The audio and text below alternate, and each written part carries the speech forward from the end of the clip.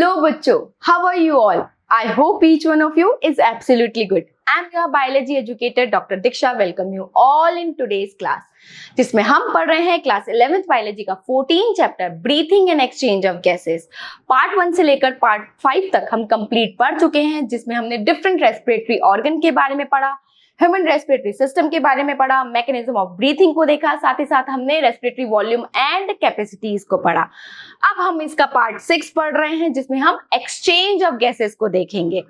इस चैप्टर की बात करें बच्चों, तो इस चैप्टर में मेजर 7 टॉपिक्स हैं। पहला टॉपिक क्या है? रेस्पिरेटरी ऑर्गन, कि डिफरेंट ऑर्गेनिज्म में डिफरेंट रेस्पिरेटरी ऑर्गन्स मिलते हैं।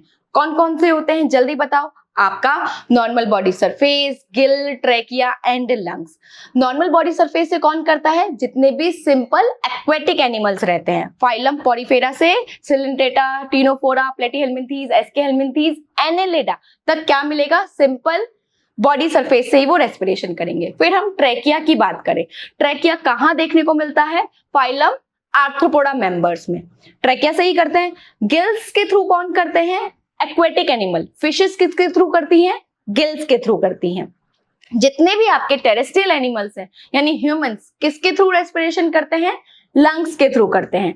हम में भी क्या मिलते हैं? लंग्स ही मिलते हैं। फिर हमने ह्यूमन रेस्पिरेटरी सिस्टम में रेस्पिरेटरी पासेस को देखा कि किस तरीके से एयर नॉस्ट्रल से ब्रोंक्यूल्स तक जा रही है। फिर हमने लंग्स के बारे में पढ़ा कि लंग्स में मेन गैसेस एक्सचेंज कहाँ पे होता है? एल्वेलाई में होता है। फिर हमने मैकेनिज्म ऑफ ब्रीथिंग को देखा, इंस्पायरेशन, एक्सपायरेशन के बारे में पढ़ा। इंस्पायरेशन मतलब ऑक्सीजन कंटेनिंग एयर का अंदर आना, एक्सपायरेशन मतलब कार्बन डाइऑक्साइड कंटेनिंग एयर का बाहर जाना। समझ में आया? फिर हमने रेस्पिरेटरी वॉल्यूम एंड कैपेसिटीज को पढ़ा कि भाई कितने वॉल्यूम में एयर लंग्स में जा सकती है और कितने वॉल्यूम में एयर लंग्स से बाहर जा सकती है, क्या कैपेसिटी है लंग की, ये हम देख चुके हैं। अब हम क्या देख रहे हैं? एक्सचेंज ऑफ गैसेस की मेन एक्सचेंज कहाँ पे होता है। फिर हम क्या देखेंगे? Transport of gases, then regulation of respiration, and में हम क्या देखेंगे? रेस्पिरेटरी डिसऑर्डर्स को देखेंगे। चलो पढ़ते हैं एक्सचेंज ऑफ गैसेस। बच्चों, एक्सचेंज ऑफ गैसेस ये आपको अच्छे से पता है, मेन गैसेस एक्सचेंज कहाँ देखने को मिलता है? एल्वेओलाई पर। भाई नॉस्ट्रिल से आपके ब्रोंक्यूल्स तक क्या हो रहा है? जस्ट ऑक्सीजन कंटेनिंग एयर अंदर आ रही है। मेन गैसेस एक्सचेंज कहाँ देखने को मिलता है? एल्वेओलाई पर। इसके अलावा और कहाँ होता है? जब ब्लड में ऑक्सीजन कंटेनिंग एयर अंदर आ जाती है तो वो कहाँ जाएगी? टिश्यूज में। और टिश्यूज में क्या बन रहा है? मेटाबॉलिक एक्टिविटीज के थ्रू कार्बन डाइऑक्साइड। वहां पे भी क्या होगा? गैसेस एक्सचेंज होता है। तो दो जगह गैसेस एक्सचेंज देखने को मिलेगा, पहला कहाँ पे? एल्वेओलर मेम्ब्रेन पे, और दूसरा बिटवीन ब्लड एंड टिश्यूज में। यही गैसेस एक्सचेंज होता है ना, यही होता है। अच्छा, किस प्रोसेस से होता है? Simple diffusion. डिफ्यूजन क्या है? किसी भी मॉलिक्यूल का हाई कंसंट्रेशन से लो कंसंट्रेशन की तरफ मूव होना, यही डिफ्यूजन है। और इसी डिफ्यूजन की वजह से क्या होता है? गैसेस का एक्सचेंज होता है, उनका मूवमेंट होता है। ठीक है बच्चों, अब ये होता कैसे है? इनमें प्रेशर ग्रेडियंट बनता है बच्चों। भाई मूवमेंट होगा क्यों? हाई टू लो कैसे मूव होगी? डिफरेंस होगा तभी तो मूव होगी ना। मान लो दोनों जगह प्रेशर सेम है तो क्या मूवमेंट होगा? नहीं होगा। दोनों में ग्रेडियंट होगा, डिफरेंस होगा, तभी तो मूवमेंट होगी। तभी तो ऑक्सीजन कहाँ जाएगी? एल्वेओलाई से ब्लड में, ब्लड से टिश्यूज में। और कार्बन डाइऑक्साइड कहाँ जाएगी आपकी? टिश्यूज से ब्लड में, और ब्लड से एल्वेओलाई में ऊपर चली जाएगी, नॉस्ट्रल के थ्रू बाहर निकल जाएगी। तो हम बोल सकते हैं कि रेट ऑफ डिफ्यूजन किसके प्रोपोर्शन है बच्चों? प्रेशर ऑफ द गैस के। यही बात है ना भाई, रेट ऑफ डिफ्यूजन किसके प्रोपोर्शन रहेगा? उस गैस का प्रेशर कितना है। High pressure to low pressure move हो रही है तो रेट ऑफ डिफ्यूजन होगा हाई टू लो ही, है ना, है ना। अच्छा, कुछ फैक्टर्स ऐसे भी हैं जो रेट ऑफ डिफ्यूजन को अफेक्ट करते हैं। पहला कैसा है? पहला है सॉल्युबिलिटी ऑफ द गैस, कि उस गैस की सॉल्युबिलिटी कैसी है। एक ऐसी गैस है जो जल्दी से सॉल्युबल हो जाती है, डिसॉल्व हो जाती है, तो उसका डिफ्यूजन भी अच्छे से होगा। एक ऐसी गैस है जो जल्दी से डिसॉल्व नहीं होती है, तो उसका डिफ्यूजन भी लेट होगा। दूसरा कौन सा फैक्टर है बच्चों? थिकनेस ऑफ द मेम्ब्रेन, कि वो डिफ्यूजन मेम्ब्रेन की थिकनेस कितनी है। अगर थिक मेम्ब्रेन है तो डिफ्यूजन स्लो होगा, और वही पतली लेयर है तो उससे डिफ्यूजन इजीली हो जाएगा ना। तो factor affecting rate of diffusion क्या हो गया? सॉल्युबिलिटी ऑफ द गैस और thickness of the membrane involve in the diffusion. Clear? अब हम बात करें पार्शियल प्रेशर की बच्चों। देखो पार्शियल प्रेशर क्या होता है, ऐसे समझो, हमारे आसपास एटमॉस्फेयर में क्या है? बहुत सारी गैसेस है ना। एक पर्टिकुलर गैस कितने प्रेशर से प्रेजेंट है उसे क्या बोलेंगे, पार्शियल प्रेशर बोलेंगे। एक पर्टिकुलर गैस कितने प्रेशर से प्रेजेंट है उसे पार्शियल प्रेशर बोलेंगे। हम यहाँ पे ऑक्सीजन और कार्बन डाइऑक्साइड की बात करें तो हम किसकी बात करेंगे, इसी के रेस्पेक्ट में देखेंगे। पार्शियल प्रेशर ऑफ ऑक्सीजन को क्या बोलेंगे, पी ऑक्सीजन या PO2, ठीक है। Partial pressure of carbon dioxide को कैसे एक्सप्रेस करेंगे, पी कार्बन डाइऑक्साइड या PCO2, ठीक है। इस टेबल से देखो बच्चों, इस टेबल से आपको इजीली समझ में आ जाएगा कि किस तरीके से ऑक्सीजन मूव हो रही है टिश्यू की तरफ और किस तरीके से कार्बन डाइऑक्साइड टिश्यू से एल्वुलाई में जा रही है। देखो आसपास के एटमॉस्फेयर में पार्शियल प्रेशर ऑफ ऑक्सीजन ज्यादा है, कितना है, 159 mm of Hg। भाई पार्शियल प्रेशर आसपास ज्यादा है ना, तभी तो वो एल्वुलाई में आएगी। एल्वुलाई में कितना है, 104 mm of Hg, ठीक है। कितना है, 104 mm of Hg है। तो हाई प्रेशर से लो प्रेशर की तरफ मूव होगी ऑक्सीजन, ठीक है। जब ये एल्वुलाई में आ जाती है और आसपास के ब्लड में क्या है, कार्बन डाइऑक्साइड है, यानी डीऑक्सीजनेटेड ब्लड है, उसमें पार्शियल प्रेशर ऑफ ऑक्सीजन कितना है, 40 mm of Hg। तो high pressure to low pressure move होगी।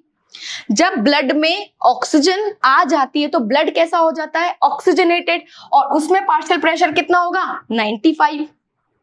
भाई जब ऑक्सीजन डिसॉल्व हो जाएगी तो पार्शियल प्रेशर ऑफ ऑक्सीजन बढ़ जाएगा, कितना हो जाएगा, 95। यही जब टिश्यूज के पास जाएगी तो टिश्यूज में क्या हो रहा है, मेटाबॉलिक एक्टिविटीज हो रही है जिसके थ्रू कार्बन डाइऑक्साइड बन रहा है। ऑक्सीजन का अमाउंट कम है, पार्शियल प्रेशर ऑफ ऑक्सीजन कम है, और कहाँ, आपकी ब्लड में, ऑक्सीजनेटेड ब्लड में पार्शियल प्रेशर ऑफ ऑक्सीजन ज्यादा है, कितना, 95। तो high pressure to low pressure oxygen move हो जाएगी, यानी टिश्यूज को मिल जाएगी।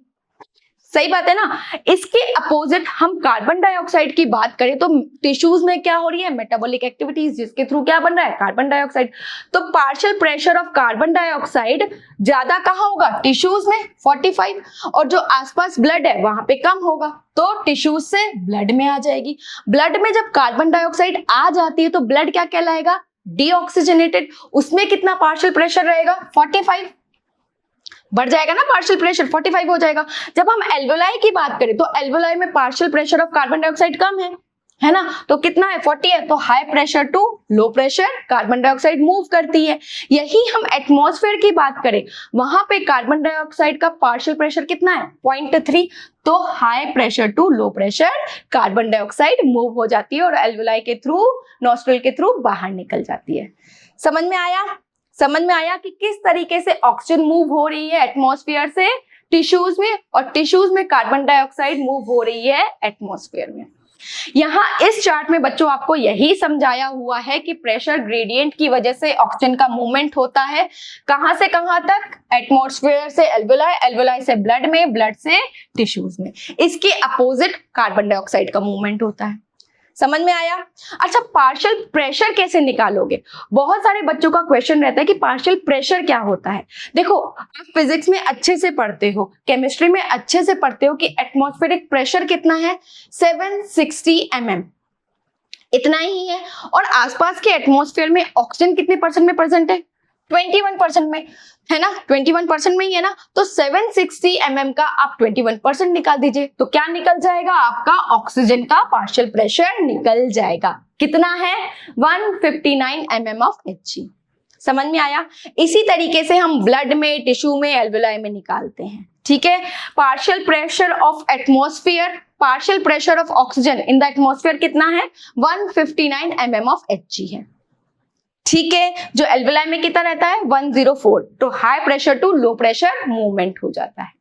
इस डायग्राम से भी देख लो बच्चों, इस डायग्राम में भी आपको समझ में आ जाएगा। देखो आसपास के एटमॉस्फेयर में क्या है, ऑक्सीजन कितना है, 159 mm of Hg है, एल्वुलाई में कितना है, 104। तो high pressure to low pressure move हो रही है, ठीक है, ठीक है, आ गई। अब आसपास ब्लड में क्या है, कार्बन डाइऑक्साइड ज्यादा है, तो ये ऑक्सीजन कहाँ जाएगी, ब्लड में जाएगी, और ब्लड कैसा हो जाएगा, ऑक्सीजनेटेड। ऑक्सीजनेटेड ब्लड में पार्शियल प्रेशर ऑफ ऑक्सीजन कितना है, 95। यही 95 जब टिश्यूज के पास जाता है तो टिश्यूज में मेटाबॉलिक एक्टिविटीज हो रही है जिसके थ्रू क्या बन रहा है, carbon dioxide. Partial pressure of oxygen कम है, कार्बन डाइऑक्साइड ज्यादा है, तो ब्लड से ऑक्सीजन कहाँ चली जाएगी, टिश्यूज में। टिश्यूज को मिल गई ऑक्सीजन, अब टिश्यूज अपना कार्बन डाइऑक्साइड कहाँ दे देगी, ब्लड में, है ना, partial pressure of carbon dioxide बढ़ जाएगा ना, 45 हो जाएगा। यही हम बात करें जब ये एल्वुलाई के पास जाएगी तो वहां partial pressure of carbon dioxide कितना है, 40 है, तो high pressure to low pressure carbon dioxide move हो जाएगी और एल्वुलाई से एटमॉस्फेयर में रिलीज हो जाएगी। बोलो समझ में आया, समझ में आया, आया समझ में आया ना, समझ में आया भाई। पार्शियल प्रेशर हम ऑक्सीजन की बात करें टिश्यूज में तो कितना है, 40 है। यही हम कार्बन डाइऑक्साइड की बात करें तो 45 है ना, partial pressure of carbon dioxide ज्यादा है टिश्यूज में। और यही बात हम एल्वुलाई की करें तो एल्वुलाई में पार्शियल प्रेशर ऑफ ऑक्सीजन ज्यादा है, कितना है, 104 mm ऑफ Hg है, तभी तो वो टिश्यूज की तरफ मूव होगी और कार्बन डाइऑक्साइड टिश्यूज से एल्वुलाई में मूव होगा। क्लियर। अब हम बात करते हैं बच्चों सॉल्युबिलिटी की। देखो गैसेस का जो डिफ्यूजन है वो सॉल्युबिलिटी पे डिपेंड करता है और कार्बन डाइऑक्साइड की सॉल्युबिलिटी ऑक्सीजन से ज्यादा है, मतलब वो जल्दी से डिसॉल्व हो जाती है। इस चीज को आप ऐसे समझ सकते हो, आपने 1 लीटर वाटर में सॉल्ट डिसॉल्व किया और 1 लीटर वाटर में आपने शुगर डिसॉल्व किया, तो कौन जल्दी से डिसॉल्व हो जाएगा, सॉल्ट जल्दी से डिसॉल्व हो जाएगा ना। यही केस आपका किसका है, कार्बन डाइऑक्साइड का। कार्बन डाइऑक्साइड की सॉल्युबिलिटी ज्यादा है एज कंपेयर टू ऑक्सीजन। कितनी ज्यादा है, 20 से 25 टाइम्स ज्यादा है। और इसी ज्यादा सॉल्युबिलिटी की वजह से अमाउंट ऑफ ऑक्सीजन आपको ज्यादा देखने को मिलता है। कहां पे, डिफ्यूजन मेम्ब्रेन से, ठीक है। तो the amount of carbon dioxide that diffuse through the diffusion membrane per unit partial pressure is much greater than of oxygen. समझ में आया, समझ में आया भाई। इसकी सॉल्युबिलिटी ज्यादा है तो ये जल्दी से डिफ्यूजन मेम्ब्रेन से पार हो जाती है ब्लड और टिश्यूज के बीच में। ऑक्सीजन की बात करें तो ये सॉल्युबल तो है पर कम है, तो धीरे धीरे डिसॉल्व होती है।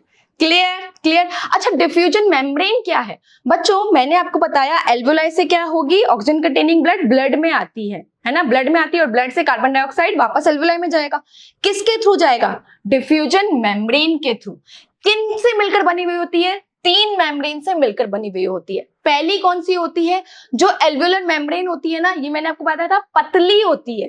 किससे बनी हुई होती है, थिन स्क्वेमस एपिथेलियम से बनी हुई होती है बच्चों। इस तरीके से, ये इस तरीके से, ये क्या है आपका एल्वुलाई है। तो जो इसकी लेयर है ना, ये किससे बनी हुई है, थिन स्क्वेमस एपिथेलियम से। और आसपास की जो कैपिलरीज है वो भी किससे मिलकर बनी हुई है, पतली लेयर से, तो डिफ्यूजन इजीली हो जाएगा, है ना। आसपास की जो कैपिलरीज है वो भी किससे मिलकर बनी हुई है, एंडोथेलियम से।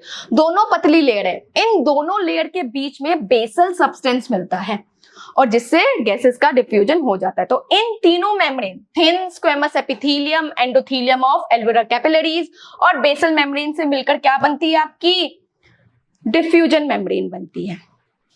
क्लियर हो गया। और यहीं से क्या होगा, गैसियस एक्सचेंज देखने को मिलता है। पतली होती है तो इजीली डिफ्यूजन की प्रोसेस हो जाती है। साथ ही साथ कार्बन डाइऑक्साइड का डिफ्यूजन यानी सॉल्युबिलिटी उसकी ज्यादा है as compare to oxygen. Clear, clear. तो आज के इस लेक्चर में बच्चों हमने एक्सचेंज ऑफ गैसेस के बारे में पढ़ा कि किस तरीके से गैस एक्सचेंज हो रही है। ऑक्सीजन कंटेनिंग एयर एल्वुलाई से टिश्यूज तक पहुंच रही है और टिश्यूज में मेटाबॉलिक एक्टिविटीज के थ्रू जो कार्बन डाइऑक्साइड बन रहा है वो ब्लड के थ्रू एल्वुलाई में जा रहा है और एल्वुलाई से एटमॉस्फेयर में जा रहा है। पार्शियल प्रेशर क्या होता है, एक पर्टिकुलर गैस कितने प्रेशर से प्रेजेंट है उसे पार्शियल प्रेशर बोला जाता है। ऑक्सीजन का पार्शियल प्रेशर एटमॉस्फेयर में कितना है, 159 mm ऑफ Hg। समझ में आया। तो चलो जल्दी से कुछ क्वेश्चंस कर लेते हैं। पहला क्वेश्चन क्या है बच्चों, oxygen ultimately reaches the lung, कहां पहुंचती है अल्टीमेटली, एल्वुलाई में, इन द एल्वुलाई जहां पे मेन गैसियस एक्सचेंज होता है। Next question, exchange of gases takes place in the alveoli of lung, है ना, लंग्स में ही होता है भाई, एल्वुलाई में मेन गैसियस एक्सचेंज होता है। कौन से प्रोसेस से होता है, सिंपल डिफ्यूजन से। Next question, the pressure provides of a particular gas in a mixture of gases is called, particular gas का प्रेशर क्या कहलाएगा, पार्शियल प्रेशर। क्या कहलाएगा, पार्शियल प्रेशर कहलाएगा। समझ में आया, समझ में आया। Next question, diffusion membrane is mainly compose of 3 layers. हाँ, डिफ्यूजन मेम्ब्रेन 3 लेयर से ही बनती है। कौन कौन सी होती है, थिन स्क्वेमस मेम्ब्रेन, एंडोथेलियम और योर बेसल मेम्ब्रेन। तो स्टेटमेंट इज ट्रू। ये है आज का लेक्चर जिसमें हमने एक्सचेंज ऑफ गैसेस के बारे में पढ़ा। Thank you so much for watching.